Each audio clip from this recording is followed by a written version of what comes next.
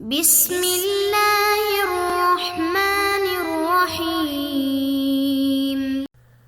اللهم صل على سيدنا ومولانا محمد افضل صلواتك بعدد معلوماتك وبارك وسلم وصل عليه۔ بسم اللہ الرحمن الرحیم۔ عزیز طلباء کرام، امید ہے کہ انشاءاللہ العزیز آپ سب خیر و عافیت کے ساتھ ہوں گے۔ جامع السنن الترمذی جلد ثانی کے ابواب الفتن عن رسول اللہ صلی اللہ علیہ وسلم کے ایک اور درس کے ساتھ اللہ جل شانہ کے فضل و کرم سے آپ حضرات کی خدمت میں حاضر ہونے کا موقع ملا۔ بحمد اللہ تعالی مجموعی طور پر آج ہمارا سبق نمبر 135 ہے، تو بڑھتے ہیں اپنے سبق کی طرف۔ باب ما جاء فی تغییر المنکر بالید او باللسان او بالقلب۔ یہ باب ہے اس بیان میں کہ برائی کو ہاتھ سے روکنے، ہاتھ سے مراد یہاں پر قوت ہے، قوت سے روکنے یا زبان سے یا دل سے نفرت کے ذریعے تبدیل کیا جائے۔ وبه قال حدثنا بندار قال حدثنا عبد الرحمن بن مہدی قال حدثنا سفیان عن قیس بن مسلم عن طارق بن شہاب قال۔ ہمیں روایت کی بندار نے، انہوں نے عبد الرحمن بن مہدی سے، انہوں نے سفیان سے، انہوں نے قیس بن مسلم سے، انہوں نے طارق بن شہاب سے کہ طارق بن شہاب نے کہا اول من قدم الخطبۃ قبل الصلاۃ مروان، کہ سب سے پہلے وہ شخص جس نے عید کی نماز پر خطبے کو مقدم کیا وہ مروان ہے۔ فقام رجل فقال لمروان، ایک شخص نے کھڑے ہو کر مروان سے کہا خالفت السنہ، تم نے سنت رسول صلی اللہ علیہ وسلم کی مخالفت کی ہے۔ فقال یا فلان ترک ما ہناک، ارے فلاں وہ تمام چیزیں متروک ہو گئی جو اس وقت تھی۔ فقال ابو سعید، تو حضرت ابو سعید رحمہ اللہ نے فرمایا اما ھذا فقد قضا ما علیہ، بلا شبہ اس شخص نے حق بات کر کے امر بالمعروف کا فریضہ ادا کیا جو اس کے ذمہ تھا۔ سمعت رسول اللہ صلی اللہ علیہ وسلم یقول، ابو سعید نے مزید فرمایا میں نے حضور نبی کریم صلی اللہ علیہ وسلم کو فرماتے ہوئے سنا من رآ منکرا فلینکرہ بیدہ، جو شخص کسی برائی کو دیکھے تو اسے چاہیے کہ اپنی ہاتھ سے اس کی نکیر کرے یعنی ختم کرے۔ ومن لم یستطع فبلسانہ، اب جو شخص ہاتھ کی طاقت قوت نہ ہو جس کے پاس تو اسے چاہیے کہ زبان سے اسے روکے۔ ومن لم یستطع فبقلبہ، اور اگر زبان سے روکنے کی بھی طاقت نہ ہو تو کم از کم دل میں ہی برا سمجھے۔ وذالک اضعف الایمان، اور یہ ایمان کا کمزور ترین درجہ ہے۔ ھذا حدیث حسن صحیح، یہ حدیث حسن صحیح ہے۔ جی عزیز طلباء کرام، تغییر منکر کے 3 درجات حدیث مبارک میں بھی ذکر ہوئے، عنوان سے بھی ہمیں یہی 3 معلوم ہو رہے ہیں۔ حضور نبی کریم صلی اللہ علیہ وسلم کا یہ ارشاد من رآ منکم منکرا، یہاں پر فلینکرہ کے الفاظ ہے، دوسری جگہ فلیغیرہ بیدہ کے الفاظ بھی آئے ہیں، دونوں کا معنی ایک ہی ہے، نکیر کرنا، تبدیل کرنا، ختم کرنا ایک ہی معنی میں آتا ہے۔ تو طاقت کے ذریعے سے اس کو روکے، اپنے ہاتھ کے ذریعے سے اس کو روکے، یہ اہل مقتدر کے حکم میں ہے کہ جن کے پاس قوت ہوتی ہے، حکومت ہوتی ہے، یہ ان کا فریضہ ہے۔ جو صاحب اختیار ہے یہ وہ لوگ کر سکتے ہیں۔ اب جب یہ درجہ حاصل نہ ہو انسان کو تو دوسرا درجہ پھر آپ صلی اللہ علیہ وسلم نے یہ بیان فرمایا وَمَن لَّمْ يَسْتَطِعْ فَبِلِسَانِهِ، تو دوسرا درجہ ہوا زبان سے اس کو روکنا، یعنی قوت نہ ہو، جو اعلیٰ درجہ ہے قوت نہ ہو، اس کو قوت کے ذریعے سے ختم کرنے کی اس کے اندر صلاحیت نہ ہو، اسباب نہ ہو، تو پھر دوسرے نمبر پر یہ ہے کہ زبان سے اسے برا مانے، لوگوں کو اس کے بارے میں بتلائے، جو کرنے والے ہیں ان کو بتائے، ان کو اس سے منع کرے۔ لیکن اگر یہ بھی نہ ہو وَمَن لَّمْ يَسْتَطِعْ فَبِقَلْبِهِ، تو حضور نبی کریم صلی اللہ علیہ وسلم نے تیسرا اور سب سے آخری مرتبہ درجہ یہ بیان فرمایا کہ کم از کم اپنے دل میں تو اس کی مذمت کرے، دل سے اس کو گناہ سمجھے، اس کو برا سمجھے۔ ساتھ میں یہ بھی فرمایا وَذَلِكَ أَضْعَفُ الْإِيمَانِ، کہ یہ ایمان کا سب سے بالکل آخری نچلا درجہ ہے، اس سے پھر نیچے کچھ بھی نہیں۔ تو کم از کم دل میں برا سمجھنا یہ بھی ایمان ہی کا ایک حصہ ہے، لیکن سمجھنا ضرور چاہیے۔ اب جو یہاں پر بات ہو رہی ہے خطبہ کو مقدم کرنا نماز پر، تو یہ عید کی نماز کے بارے میں تھا۔ عیدین میں مسنون طریقہ یہی ہے جمہور فقہا کے نزدیک کہ پہلے نماز ادا کی جاتی ہے، اس کے بعد خطبہ دیا جاتا ہے، لیکن مروان کے فیصلوں سے، اس کے حکومت سے لوگ خوش نہیں تھے، تو لہٰذا لوگ جب عیدین کی نماز پڑھ لیتے تو اس کا خطبہ سننے سے پہلے پہلے ہی نکل جاتے۔ تو مروان نے اس کا حل یہ نکالا کہ خطبے کو مقدم کیا نماز پر۔ تو اب ظاہر سی بات ہے جو بندہ نماز کے لیے آیا ہوتا تو خطبہ بھی اسے سننا پڑتا۔ تو اب جب اس نے اس طرح کیا تو ایک شخص نے کھڑے ہو کر اس پر اعتراض کیا کہ حق بات بلند کی حد کی صدا، خالفت السنہ، تو نے تو سنت رسول صلی اللہ علیہ وسلم کی مخالفت کی ہے، کیونکہ حضور نبی کریم صلی اللہ علیہ وسلم خلفائے راشدین پہلے نماز پڑھتے تھے، بعد میں خطبہ دیتے تھے۔ تو اس نے اپنا جان چھڑانے کے لیے بس کہا یا فلان ترک ما ہناک، وہ جو اس وقت وہاں پر تھا، ارے فلاں وہ تو ختم ہو چکا ہے، وہ باتیں چلی گئی ہیں، اب آج کے دور سے یہی چیزیں ہیں۔ تو اور حل اس کے لیے یہ بتایا کہ یہ میں نے اس لیے کیا ہے، وجہ یہ ہے کہ یہ لوگ خطبہ نہیں سنتے، تو اس لیے میں نے خطبہ کو نماز پر مقدم کیا، لوگ بھی اسے سنا کریں گے۔ تو اس نے یہ غلط بیانی سے کام لیا، لیکن بہرحال اس کو جواب دے دیا۔ اب وہاں پر حضرت ابو سعید رضی اللہ تعالیٰ عنہ موجود تھے، تو انہوں نے کہا کہ ایک ظالم بادشاہ کے سامنے حق بات یہ بہت ایک بڑی جرت ہے، افضل الجہاد کلمۃ حق عند سلطان جائر، حدیث مبارک میں آیا ہے، انشاءاللہ آگے آئے گا۔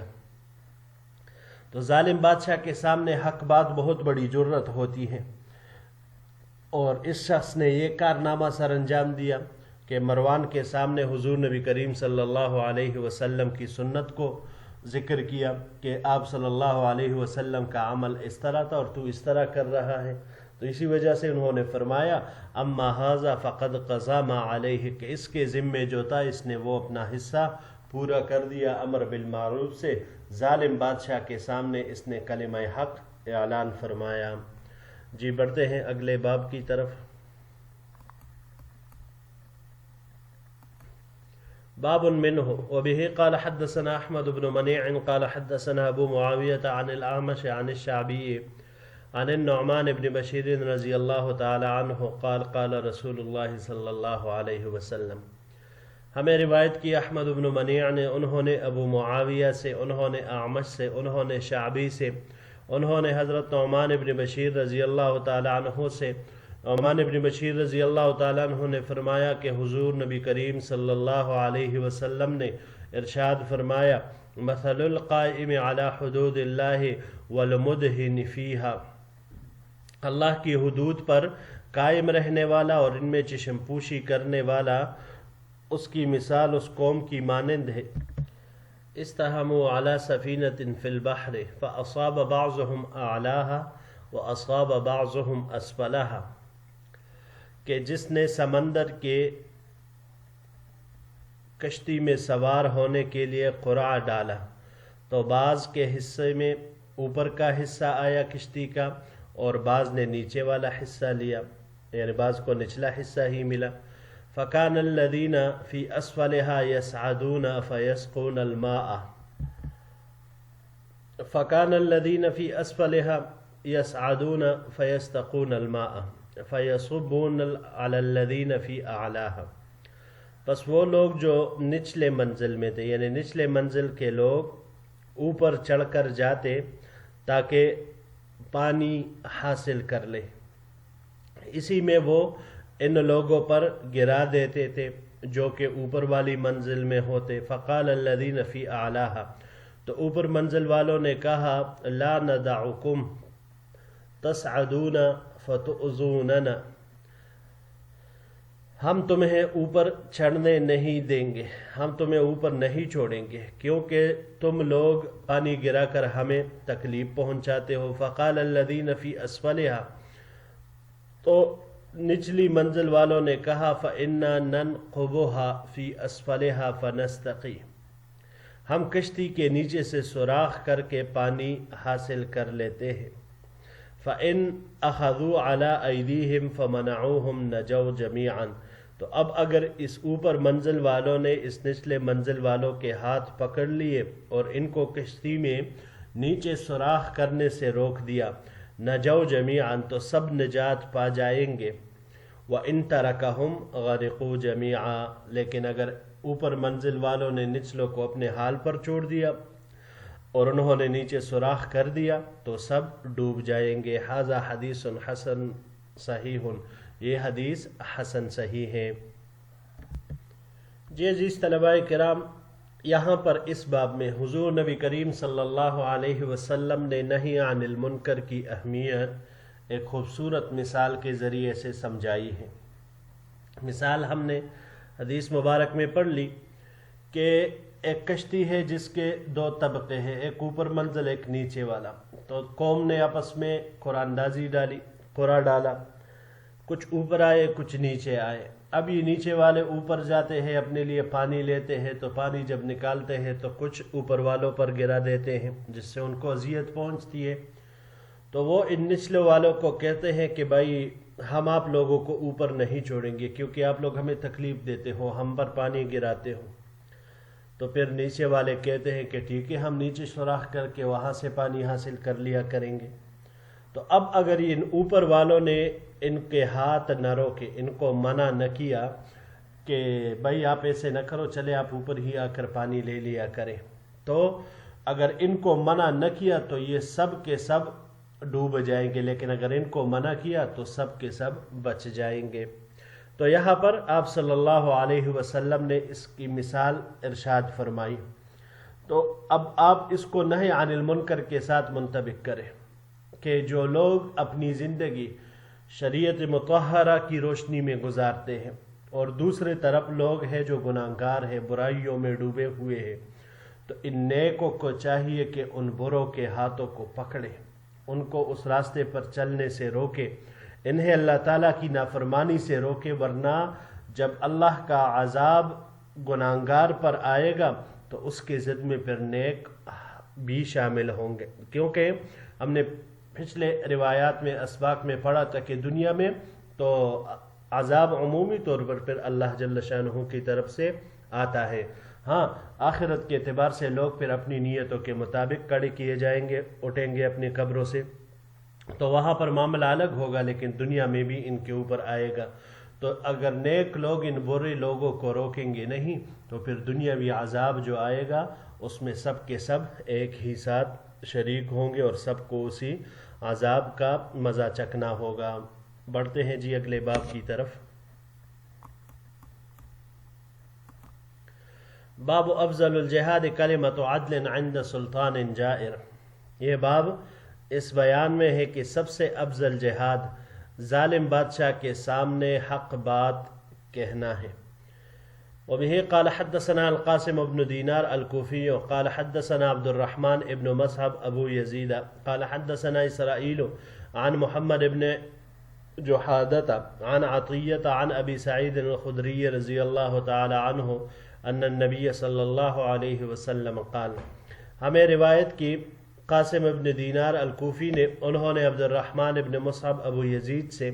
انہوں نے اسرائیل سے، انہوں نے محمد ابن جحادہ سے، انہوں نے عطیہ سے، اور انہوں نے حضرت ابو سعید خدری رضی اللہ تعالیٰ عنہ سے کہ انہوں نے فرمایا کہ حضور نبی کریم صلی اللہ علیہ وسلم نے ارشاد فرمایا، ان من اعظم الجہاد کلمۃ عدل عند سلطان جائر، کہ بے شک سب سے افضل جہاد ظالم بادشاہ کے سامنے انصاف والی بات، انصاف سے مراد حق بات کہنا ہے۔ وفی الباب عن ابی امامہ، اس باب میں حضرت ابو امامہ رضی اللہ تعالیٰ عنہ سے بھی روایت ہے، ھذا حدیث حسن غریب من ھذا الوجہ، یہ حدیث حسن ہے اور غریب ہے اس طریق کے ساتھ۔ جی عزیز طلباء کرام، اس درس کے پہلے سبق میں، پہلے باب میں جو ہم نے پڑھا، میں نے آپ حضرات کو بتایا کہ ظالم بادشاہ کے سامنے حق بات کہنا یہ جہاد ہے، جس طرح مروان کے سامنے اس شخص نے سنت رسول صلی اللہ علیہ وسلم کی مخالفت پر اس پر اعتراض کیا تھا، تو یہی پر اب اس کو بیان فرما رہے ہیں۔ ظالم بادشاہ کے سامنے حق کلمہ کہنا سب سے افضل جہاد ہے۔ اس کی دو وجہ ہے جو اس کو افضل جہاد بیان کیا گیا۔ پہلے وجہ علامہ خطابی رحمہ اللہ فرماتے ہیں کہ کافر سے جہاد کیا جائے تو وہاں پر فتح کا بھی احتمال ہے اور شکست کا بھی ہے، کہ مسلمان جیت جائیں گے یا ہار جائیں گے، مگر دشمن کا مجاہد پر کوئی تسلط نہیں ہوتا۔ جبکہ ظالم بادشاہ کے سامنے کلمہ حق کہنے والا اس کے ماتحت اور رعایا میں سے ہے، اور بادشاہ کے خلاف، اس مجاہد کے خلاف، حق بات کہنے والے کے خلاف وہ کسی قسم کی بھی کارروائی کر سکتا ہے، کیونکہ وہ اس کے رعایا میں سے ہے، اس کے ماتحتوں میں سے ہے۔ تو یہاں تکلیف کا پہنچنا، جان کی ہلاکت، ہر قسم کا ظلم و ستم وہ ہر لحاظ سے یقینی ہے، تو اس وجہ سے اس کو افضل جہاد قرار دیا گیا۔ دوسری وجہ یہ ہے کہ افضل ہونے کی وجہ کہ جب کوئی شخص ہمت کرے بادشاہ کو حق بات سمجھائے اور بادشاہ اس کی بات سے اپنی اصلاح کر لے، تو بادشاہ کا اپنی ذات کی اصلاح کرنا، اس کا فائدہ پوری عوام کو پہنچتا ہے، پوری ملت کو پہنچتا ہے۔ تو لہٰذا ایک کافر کا قتل کرنا، اس کا فائدہ تمام مسلمانوں کو نہیں ہوگا، لیکن ایک بادشاہ کا اصلاح کر لینا اپنے آپ کی، اس کا پورے عوام پر پھر مثبت اثر پڑتا ہے، تو اسی وجہ سے اس کو افضل جہاد قرار دے دیا۔ جی عزیز طلباء کرام، یہی تک ہمارا آج کا سبق تھا۔ انشاءاللہ العزیز زندگی رہی، اگلے درس میں پھر آپ کی خدمت میں حاضر ہوں گے۔ السلام علیکم ورحمۃ اللہ وبرکاتہ۔